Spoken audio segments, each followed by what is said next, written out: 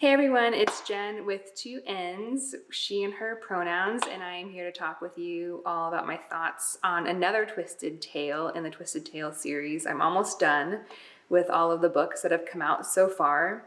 I've really been enjoying reading them and being able to talk about them because, like I've said before, I like when there's retellings and different twists on existing stories, I guess, which is what a retelling is. I like to see stories from different points of view and different thoughts and angles, and it's just fun to be able to look at them that way. So today's that I'll be talking about is Conceal, Don't Feel.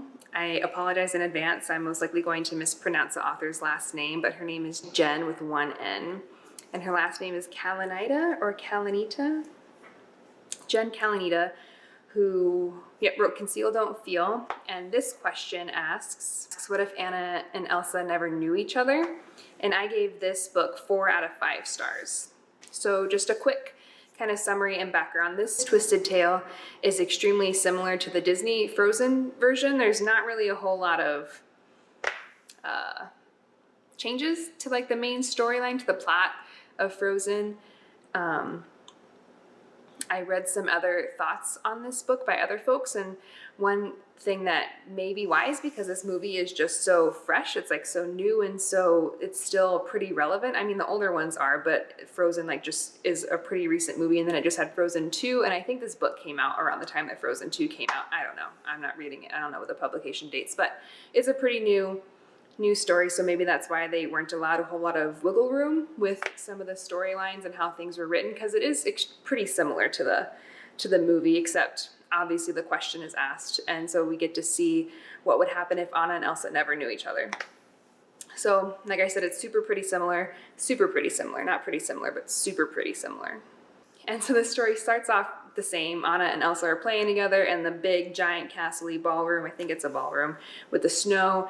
And then Anna gets hit by Elsa's thing, and the parents like, oh no, she's gonna die. So then they take her to see the trolls. And so they take the girls to see Grandpappy. And this is where things twist though. So in the Twisted Tale by Jen with one N writes that Grandpappy suggests that in order to keep Anna safe from any accidents happening in the future by Elsa with her magic as she's learning, because she's just a little crotch goblin, a little kid, so she doesn't know what she's doing, but to make it so that everybody forgets Anna and just forget that there is a second kid, so that way they can grow apart, so they can grow up separately, and then Elsa can have her powers restricted, but also like kind of learn about them as she gets older, so that way she can kind of control them and learn how to deal with it, and then have Anna grow up separately, and then once they reach a certain age, then they can come back together and hang out and all that good stuff and become a family again. And everybody in the kingdom would also forget about Anna in order to make this work. The only people that would remember would be the trolls, those little rock things. I don't know why this means rock, but those little rock guys, and then the parents, because that would be super awkward if the parents also forgot. That would kind of ruin things. So that changes. And that may sound like a good idea, right? I'm sure the parents didn't count on dying, but they do. And so that throws a whole wrench into things, right? So they still die just like in the movie. But before they die, so Anna is raised in the mountains by the queen's best friend. And so the queen is able to still visit Anna under the guise of not being her mom, but of being, this person's best friend. So she's able to see Anna grow up, and she visits once a month. The king doesn't go and visit. He thinks it's a bad idea of what the queen is doing, but the queen says, I don't give a crap. I'm gonna do what I want. And so she goes to visit her daughter, and Anna grows up in a bakery, and some of the cookies that she makes are snowmen. So it's like she still kind of remembers a little bit of her childhood, but just not, direct memories about being a princess and all that fun stuff. So then, yep, they die, just like in the movie. Ship, drown, dead. Very, very sad. And then, obviously, this throws a huge wrench into Grandpappy's and the parents' plans, right? Because who's going to be the one to tell them that they're sisters when the parents don't exist? So everything is pretty twisted and messed up. And then Elsa starts to get her powers. And so, she's growing up like dead parents. She's all alone in a castle. And she has these freaky powers. Well, not freaky, but she has these powers that could be scary if you don't know about them, right? All of a sudden you can do icy things.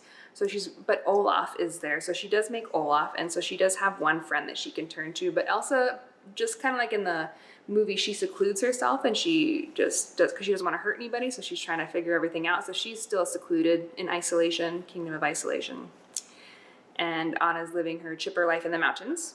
One thing that is still the same is that Hans is a friggin' douche, and then the weasel, I know it's not weasel guy is also just a mega douche. And so they're also here, but with Anna not being in the picture as a princess, Hans begins to court Elsa. Gross, super duper gross, because we know who Hans is, but that's what's happening. So he's doing the same thing. He's courting Elsa, all that gross stuff.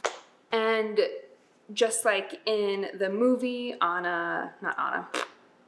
Elsa covers the whole kingdom in an eternal winter. And this is what kind of triggers, not what kind of, but even a little bit before this, Anna was starting to like remember or just feeling drawn towards the kingdom and the capital. And then once everything was an eternal winter, she was like, I gotta go there. For some reason, I'm feeling really drawn to it. And so Kristoff and Sven are there, and they go with Anna to the city, to the kingdom, to the capital, just to see what they can do to help. And everything else from there kind of goes on a similar trajectory to the movie. So yeah, that's like a summary without giving you too many, well, without giving spoilers. Although me saying that it's very, very similar to the movie, I guess, is a huge spoiler. But I mean, there are some other things. I don't know. It's super similar. So that's why this one Twisted Tale was definitely very, very different for me than all the others that I've read, because it is so, so close. I mean, in the other ones that I've talked about, there's been some pretty major changes and major events that have just drastically altered the other worlds, like in Aladdin. Aladdin is just the biggest one that I could think about, where there is a huge change in the story and the plot and everything that happens.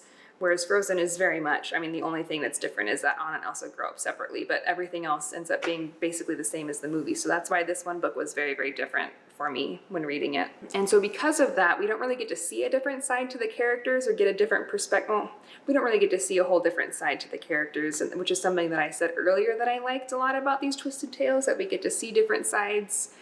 Because they're basically, like I said, they're basically the same. I mean, Elsa still leaves her, like, grows up in isolation. Anna's still super bubbly and wants to be around folks, but she's actually able to be around folks where she is growing up. Olaf is still there being Olaf. Hans and Weasel are still douches. But we do get to learn a little bit more about the parents. So that's something that's cool, because I feel like in the movies, we just see them for like maybe 5 minutes and then they're gone. They do have a major impact on the story, obviously, because they're the parents, but we don't really get to learn a whole lot about them. But in the book, we get to get this different perspective and get to get a new take on the parents and what they were like and what was important to them. So that was something that was pretty cool. So even though it was really similar and it doesn't really do what I said I liked, which is give you a different perspective and more depth to characters, I know it didn't have that, but I still gave it 4 stars because I feel like the flow of the story was super easy to read along to.